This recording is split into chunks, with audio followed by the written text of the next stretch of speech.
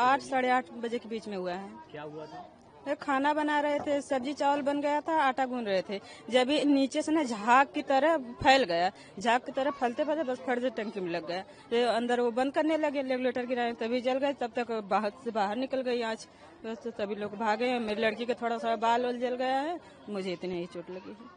तो ये सिलेंडर फट गया उसमें? हाँ, सिलेंडर फट गया। भागते नहीं तो फटता था, खत्म हो जाए सारे। तो क्या आग कैसे फैल गई वहाँ पे? मतलब लीक हो रहा था? लीक हुआ जब ही तो फैला, लीक हो रहा था, पर पता नहीं चला कि लीक हो रहा है। जब फैलने लगी आग तब हम लोग पता लगा कि लीक हुआ, जब ही तो निकला। तो आपका कितना नुकसान हुआ है? घर में क्या क्या जल गया? हाँ, 4-5 मोबाइल थी, सारी जलकर खराब हो गई। बाकी टोटल कपड़े लते थे, बच्चे 3 बच्चे थे, उनका कपड़ा लता, हमारा, इनका, बाकी के जो डॉक्यूमेंट थे, आधार कार्ड, पैन कार्ड, सब कुछ जल गया, कुछ भी बचा नहीं है।